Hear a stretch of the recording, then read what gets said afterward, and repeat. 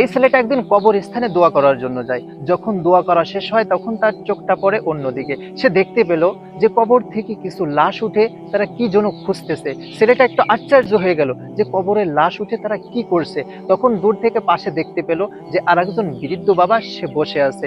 ছেলেটা ওখান থেকে গিয়ে তার কাছে সালাম দিল, আসসালামু আলাইকুম বাবা, আপনি এখানে বসে আছেন আর ওই লোকগুলা কি করতেছে? তখন বাবা বলল, ওই লোকগুলার পার্শ্ববর্তী মানুষ এবং অন্য অন্য মানুষ যে তার জন্য সব পাঠিয়েছে সেই নেকিগুলো তারা ওইভাবে খুঁজে নিচ্ছে। তখন ছেলেটা বলল, বাবা আপনার কি নেকির প্রয়োজন নাই কবরে? তখন বৃদ্ধ বাবা বলল যে আমার নেকির প্রয়োজন নাই, আমার একটা ছেলে আছে কোরআনের হাফেজ, সে সকাল থেকে সন্ধ্যা পর্যন্ত কোরআন তেলাওয়াত করে তাসবিহ তাহলিল পড়ে আর তার সব আমি কবরে বসে বসে পেতে থাকি। এরপরে ছেলেটা বলল, তাহলে বাবা আপনার সন্তানের নাম কি?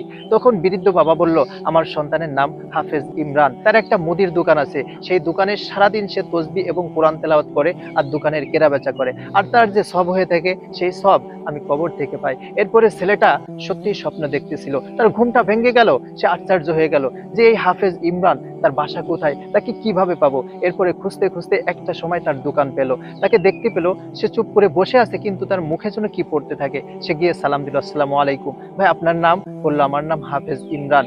তখন তাকে জিজ্ঞেস করলো, ভাই আপনি কি পড়েন? বলেন, আমি কেনা বেচা করি, পাশাপাশি কোরআন তেলাওয়াত করি। তখন তাকে বলল, দেখেন এই এই স্বপ্ন আমি দেখেছি যে আপনার বাবা কবরে বসে বসে আপনার সওয়াব পাচ্ছে। সত্যি। এরপরে ছেলেটা ওখান থেকে চলে আসলো আর সে মনে মনে ভেবে নিল যে আজকের পর থেকে আমি প্রতিজ্ঞা করতেছি আমার সন্তানকে আমি কোরআনের হাফেজ বানাবো।